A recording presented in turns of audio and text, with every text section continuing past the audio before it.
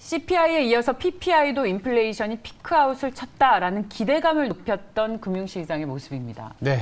자, 그런데 지금 이 베어마켓 랠리의 끝단이다. 아니다. 본격적인 랠리 시작이다.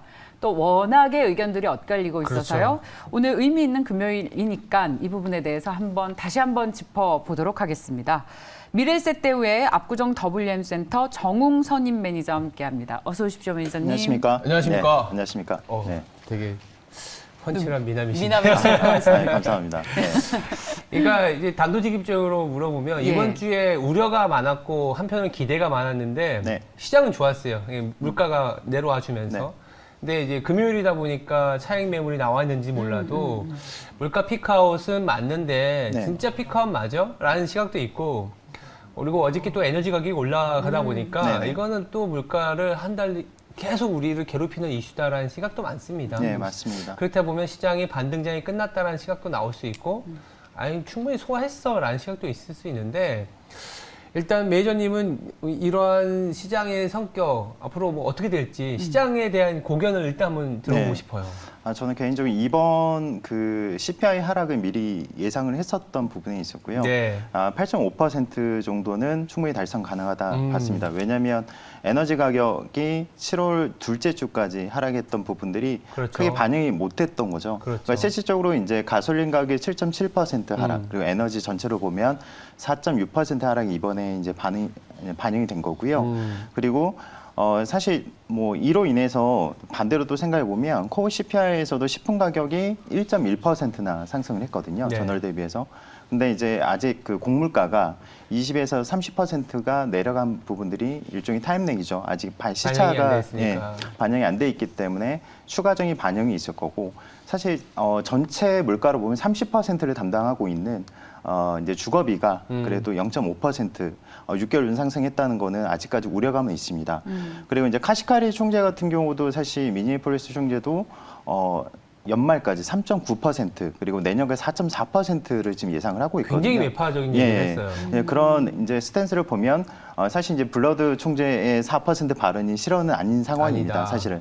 근데 가장 중요한 거는 이제 CPI 자체로 보면 수요 하락, 그러니까 수요를 억제했던 금리의 이제 효과가 이제 나오는 거고 중요한 건 이제 생산자 물가지수 어제 발표가 있었죠. 네. 0.5% 전월 대비 하락을 했거든요. 네. 2020년 4월 이후 처음입니다. 맞아요. 그러니까 제일 중요한 거는 수요의 억제는 금리로서 가능하지만 나머지 부분, 그러니까 상품에 대한 부분들이 이제 좀 잡히고 있다. 어제 사실 시장 반응을 보면 반반인 것 같습니다. 사실 상품 가격이 내려간다고 하면 당연히 미 정부가 지금 바이든이 추진하고 있는 여러 정책들이 이제 먹힐 수 있는 거고요. 그리고 어떻게 보면 반도체 지원법이 작년에 물가에서 3분의 1을 담당했던 게 이제 중고차 가격이었거든요. 그러니까 이제 반도체 쇼티지였는데 이런 지원법과 치포 동맹을 통해서 완화를 시킬 거고 인플레이션 감축법이나 여러 부분들을 보면 분명히 배터리나 여러 부분들이 이제 반영이 될 거다. 개인적으로는 8월 CPI, 그러니까 뭐 9월에 이제 발표하는 8월 CPI까지는 톤 다운이 저는 된다고 생각을 하고 있고요. 그리고 제일 중요한 거는 아직은 거친 게 아니다. 왜냐하면 작년 같은 경우도 2분기에 물가가 상승하고 나서 네. 3분기에 이제 슬로해졌죠. 네. 다운이 됐다가 4분기에 다시 돌아섰거든요. 네. 그러니까 어제 시장이 일부 차익 실현 매물들이 나왔던 부분들은 이걸 좀 반영한 게 아닌가 개인적으로 생각을 하고 있습니다. 근데 저는 사실 세미나를 많이 다녔거든요. 네. 제가 이제 작년에는 굉장히 베어리시하게 봤다가 올해는 조금 불리시하게 봐요. 네. 아니 그 불리시하게 볼 만한 게 뭐가 있냐 하면 제가 유가가 130달러에서 90달러까지 하락했다. 그렇게 하면 아니 뭐 유가 하나 갖고 그러냐. 유가는 CPI에서 차지하는 비중이 에너지 비중 다 해봐야 미국 기준으로 8%밖에 안 된다. 그러면 제가 그래프 하나 보여드려요. 우리가 입고 있는 이 옷도 원유에서 나오는 거고 집에 들어가는 모든 자재 그리고 곡물을 만드는 것도 다 에너지에서 비롯되는 거다. 에너지 가격이 빠지면 사실 올 아이템이 다 하락하는 빠진다. 거다라는 게 코어도 그래프를 보여드리면 그러니까 물론 헤드라인 CPI 즉 에너지와 식료품을 포함한 CPI는 코어보다 변동성이 굉장히 심한 건 맞습니다.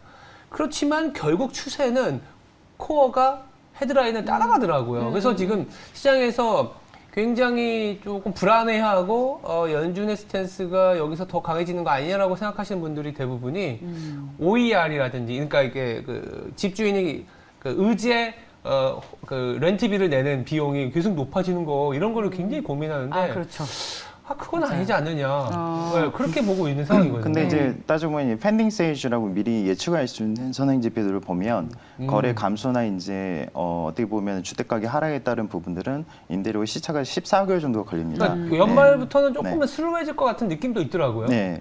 그렇지만 이제 9월 달은 또 학기가 시작을 하고 있기 때문에 이 부분들을 감안하면 올해 다이나믹하게 임대료가 내려가기 힘들다. 예. 내년이라고 전 보고 있고 예. 실제적으로 키를 지는 거는 앞서 말씀하신 이제 원유 가격이 그렇죠. 내려가야 된다는 거죠. 맞습니다. 결론적으로는. 그래서 이제 어제는 그래도 긍정적이었던 거는 GDP 나우를 통해서 GDP에 대한 수정이 좀 일부 있었고 맞아요. 맞아요. 있었더라고요. 1.4%에서 2.5%를 올렸거든요. 사실 이제 IMF가 지금 예상한 건 내년에 1%까지 내린 상황 아니겠습니까? 그래 가장 극단의 가장 최악의 구간에서 우리가 상상할 수 있는 모든 게 다 나왔던 상황에서 주가는 반등을 했다. 그러니까요. 예.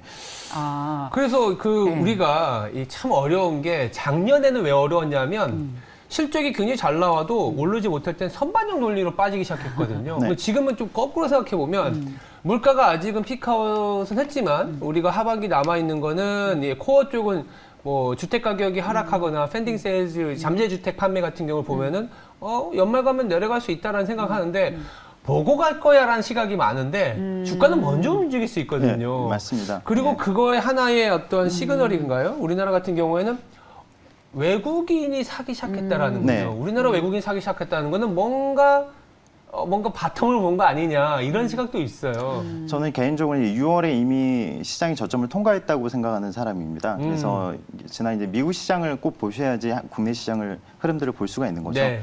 유가 하락에 따라서 인플레이션 완화되면 당연히 긴축 강도가 낮아지는 거고 그렇죠. 저는 이제 다음 달에 50bp 그리고 11월에 25bp씩 해서 3.5%를 지금 보고 있거든요. 그런 측면에서 보면은 지금 예전에 그린스펀이나 이제 벌커 시대에서도 보면 그래도 예정된 경로대로 간다. 그러면 시장의 불확실성을 줄일 수가 있거든요. 그러면 저점을 우리가 생각한 것보다 더 일찍 찍을 수가 있는 거고요. 제일 중요한 건 가이드라인이 확실하다는 게 확실하다. 가장 이제 중요하다. 이제 이런 측면에서 보면 이제 무역 수지가 우리가 유가 상승에 따라서 무역 수지 계속 좋지 않지 않습니까? 네. 지금 8월 1일부터 10일까지로 또 보면 77억 달러가 적자입니다. 어디에 그렇죠. 나왔죠? 예, 네. 그래서 4개월 연속 지금 적자에서 벗어나지 못하고 있어요. 근데 맞아요. 환율은 상대적인 개념이라서 국내 시장에 대응적으로 가기 위해서는 일단 환율이 약세권에 들어가거나 혹은 안정되는 흐름들이 생겨야 되는데 이런 부분들로 보면 일부는 이제 만약에 이제 그 강달러가 약세가 되거나 혹은 무역 수지가 이제 에너지 가격 이번에 하락분을 반영을 해야 되는 거고 네. 만약 여기서 유가가 돌아서 버린다면 그러니까 우리가 상상하는 가장 좋은 시나리오가 네. 카드가 하나 또 사라질 수가 있습니다. 근데 이제 외국인들이 최근에 샀던 순매수 103개 종목 중에서 60%는 영업이익이 그래도 예상치보다 잘 나온 종목을 샀거든요. 그러니까 외국인들이 무작정 들어온다고 다 사는 건 아니고요. 처음에 이제 반도체 지원법 때문에 이제 반도체 필라델피아 반도체가 이제 돌아서면서 올라가니까. 같이 돌아섰던 거고 2차 전지나 다른 부분들도 마찬가지로 뭐 인플레이션 감축법이나 여러 이슈들이 또 있었고요. 그 다음에 지금 최근에 올라오는 거는 필수 소비재, 뭐 조선, 뭐 여러 이제 호재가 있는 주식들이 그때마다 올라오고 있거든요. 근데 이전과 좀 시장 흐름이 좀 다르다는 것은 순환매 주기가 굉장히 짧습니다. 예. 근데 제가 7월까지의 시장은 그렇다고 봤는데 8월 시장에서는 좀 예. 순환매 주기가 조금 이제 이전보다는 좀 길어지지 않을까 예상을 했었지만 예. 호재에 민감하게 반응하다 보니 시세를 빨리 분출을 하고 다시 내려오거든요. 그래서 최근에 투자자분들이 이제 오랫동안 저랑 이제 거래하신 이제 투자자분들 대상으로 보면 굉장히 짧게 매매를 합니다. 지금 원래 장기 투자자들조차도 그런 흐름들을 좀 맞춰가는 수밖에 없는 상황입니다. 아, 그래서 저는 간밤에도 나스닥이 상대적으로 더 많이 빠진 게 많이 올라서 좀 팔고 가려는 심리가 그래도 있긴 한가 보다. 여러 가지 시장에 긍정적인 재료도 많지만 여전히 불안함이 있는 거죠. 근데 이제 예. 한 가지 아쉬운 거는 이제 저희도 뭐 이제 시장 업무를 하고 전략팀에서 데이터를 만들다 보면 이제 이게 추세를 갖고 갈 때는 오히려 길게 갖고 가려는 생각들이 굉장히 많으세요. 네. 근데 이렇게 하락했다가 리바운드가 나오면 굉장히 빨리빨리 이게 어떤 소화를 하려고 하는데 이게 불안하잖아요, 네. 심리가. 근데 네. 외국인들은 이럴 때 좀 진득하게 사놓고 이렇게 지수의 이렇게 레인지를 보고 사는 거죠. 예. 뭐 2,300에서 2,400이면 뭐 싸구나. 그리고 한 2,700이나 2,800 경우에 따른 3,000 이렇게 해서 레인지를 보고 이제 매매를 하는데 우리 이제 어떻게 보면 뭐 이해는 되죠. 30%는 하락했는데. 그러면 네, 지금 분명히 그 이제 순환매가 빨라지고 오를 때마다 팔려고 하는 심리가 강한 건 사실이지만 이게 지금 옳은 매매이냐라고 했을 때에 우리 앵커님께서는 좀 안타깝다. 그렇죠. 좀 근데 더 이제 들어가도 괜찮을 텐데. 그렇죠. 아까 이제 매니저님께서 얘기하신 거에 저도 동의하는 게 저도 6월에 저점을 찍었다고 보거든요. 근데 이제 2,300에서 2,550까지 올라오니까 저점을 찍었지만 다시 또 저점까지 갈 수 있는 거 아니냐. 그러면 내가 불안감이 충분히 그러니까 있죠. 네. 어떻게 소위 좀 약간 속된 표현이지만 겨우겨우 물 타서 플러스 났는데 네. 이때 팔아야지 이런 생각이 많이 들어서 매매를 많이 하는 거 아닌가. 그래서 우린 네. 늘 수익을 못 보고 결국 그러니까요. 팔는 그게 좀 안타까워요. 네. 그래서 좀 오히려 버텼으면 물을 타서 수익권이 있으면 좀 더 그렇죠. 기다려야 되지 않나 생각도 이제 들어요. 좋은 종목을 장기 투자해야 되는데 마이너스인 종목은 장기 투자하고 수익이 난 종목은 바로바로 팔아버려요. 우리는 근데 개인 지금은 투자자들은. 예전보다는 패턴은 좀 달라질 것 같고요. 달라졌어요. 예. 그리고 이제 잭슨홀 미팅이나 이제 다음 달에는 FMC도 있겠지만 맞아요. 제일 중요한 거는 지금의 시장에서 가장 하락을 이끌었던 구간이 물론 이제 유가나 기대 인플레이션이 가장 상승했을 때 6월 맞아요. 3.3% 그리고 2.8로 내려왔을 때 지난달부터 반등이 나오기 시작한 맞아요. 거거든요. 근데 중요한 거는 경기 침체에 대한 이슈는 그래도 항상 짚고 넘어가야 되는 상황입니다. 경기 침체. 그래서 제가 중요하게 보는 거는 월마트 실적이 다음 주 있죠. 네. 그리고 이제 지금 이미 시장에서 예상하는 바와 같이 안 좋은 쪽으로 예상이 하고 있지만 중요한 건 이제 월마트 자체의 재고 관리의 실패라든가 경영 실패에 대한 그러니까 자체적인 이슈로 끝난다면 괜찮은 뭐 그나마 이제 안도할 수 있지만 다음 달에 또 옵션 만기가 또 있습니다. 미국 맞아요. 시장에서. 그래서 제가 올해 들어서는 가장 이제 조심하는 구간이 옵션 만기에 있는 주를 가장 조심하는 편이고 그와 더불어서 보면 마이크론이나 지금 24일에 엔비디아 실적이 있죠. 그러면 GPU 하락이나 이런 부분에 AMD 실적을 통해서 이미 확인을 했었고요. 예, 재고나 그래서 이런 부분들을 보면 이제 반도체나 일부 그 월 말로 가면 또 큰 이슈가 있을 거고 지수 사실 뭐 삼성전자 시총이 20% 아니겠습니까? 하이닉스는 5%입니다. 뭐 지금 거의 30%에 가까운 시총이 그냥 몇 종목에 의해서 반도체가 좌우되다 보니 네. 만약에 삼성전자 하이닉스가 예상보다 안 좋은 반도체 시장을 영향을 받는다면 전체적인 시황에서 순환매의 마지막 종목까지 상승을 하고 다시 빠질 수가 있는 거고요. 반대로 이제 그 다음 상황, 엔비디아가 가이던스를 예상보다 4분기 이후로 보면 내년 가이던스에 대한 부분들도 예상을 할 괜찮아진다면? 거거든요. 네, 그러면 좋아진다. 그러면 예상이 좀 달라질 수 있는 부분입니다. 예. 그러면 우리 매니저님 말씀은 반도체를 살 때가 됐다라는.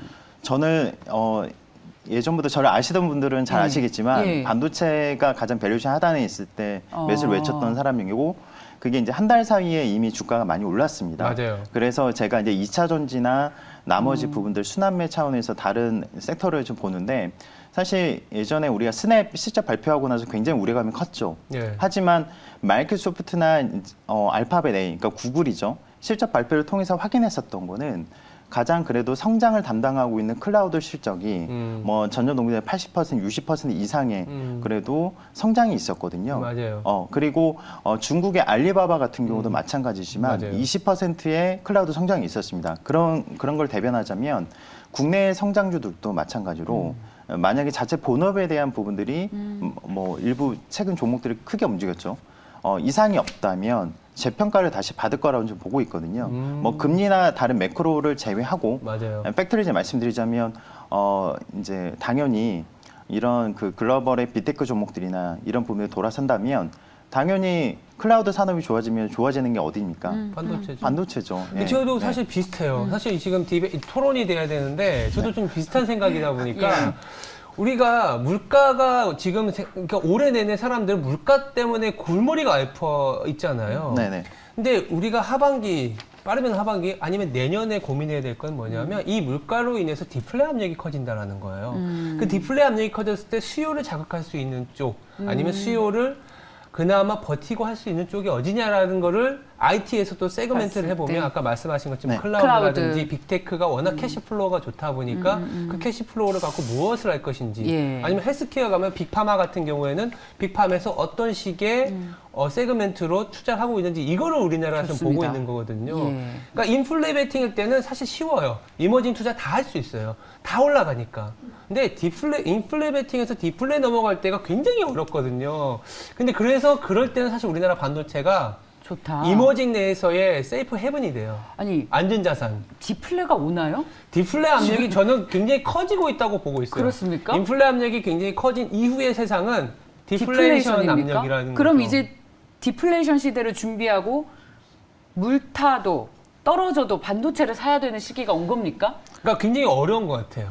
왜냐- 디플레 압력이 전 세계적으로 너무 심해져 버리면 예. 디맨드 자체가 줄어들어 버리는 건데 수요 여기서 말하는 자체가. 디플레는 디스인플레죠. 물가 상승이라든지 성장이 희소해지는 구간으로 간다는 얘기가 되는 거예요. 아, 그러니까 인플레이션이 좀 줄어드는 구간, 인플레이션, 디스인플레이션, 그러니까 디플레이션으로 간다. 아니, 그러니까 디플레이션은 수요 자체가 이제 파괴되는 거고 예. 디스인플레이션은 수요 자체가 있긴 있는데 줄어드는? 줄어드는데 이 수요가 좋습니다. 있는 쪽이 어딘지를 찾아다닐 때 아까 메이저님이 클라우드. 힌트 주신 뭐 클라우드도 하나의 그렇죠. 네. 사실 수요가 불확실한 PC 쪽에 집착하기보다는 확실한 성장 산업인 클라우드에 집중을 하는 것도 방법이라고 생각을 하는데 그렇다면 장욱 매니저님 또 시간이 짧아요. 이렇게 훌륭하신 분을 네. 모시면 늘 시간이 짧은데 모자라요. 저희에게는 약 1분 정도의 시간이 있으니까 정리를 해 주시죠. 지금 다양한 투자 아이디어들이 나왔지만 압축은 좀 되는 것 같습니다. 네. 지금 반도체 얘기하니까 듣던 중 너무 반갑다고 하시는 분들이 아니, 사실 이제 많으세요. 클라우드에 대한 네. 비중은 계속 생각을 하고 계셔야 되는 거고, 예. 이제 아무래도 빅테크 종목들이 한정돼 있다 보니 이제 국내 투자자들 같은 경우 거기에 수혜를 받는 업종이나 다른 이제 반도체나 이제 다른 부분을 아이디어를 좀 내시는 게 좋을 것 같고요. 네. 이제 결국에는 이제 미국 달러가 안정권에 들어가면 이 빅테크 종목들이 이제 주당 순이익이 높아질 거고 네. 그 우려감에 빠졌던 부분 상쇄가 가능할 거라고 보고 있거든요. 그래서 국내에 있는 대표 종목들도 마찬가지로 그런 외국인 순매수에 힘입어서 좋아지는 흐름이 곧 나올 수 있다. 그리고 다음 주 구간만 잘 넘어가면 괜찮지 않을까. 그러니까 월마트 실적에서 보여주신 이제 고마진 제품들이 안 팔린다는 거는 PC나 일부 이제 의류 쪽이 안 팔린 거죠. 그런 부분들은 모건 스탠리 보고서를 통해서 반도체 수요 하락을 전망을 했지만 이제 반도체는 6개월 먼저 맞아요, 선행적으로 움직이니까. 움직이거든요. 내년 수요에 대한 부분들도 한번 좀 점검해 보실 필요가 있는 것 같습니다. 네. 네. 자, 오늘 상당히 그 인사이트 있는 이야기들을 네. 많이 들었습니다. 또 나와 주십시오, 매니저님. 미래세대와 압구정 WM 센터의 정웅 매니저와 함께 했습니다. 고맙습니다. 네, 감사합니다. 감사합니다. 네.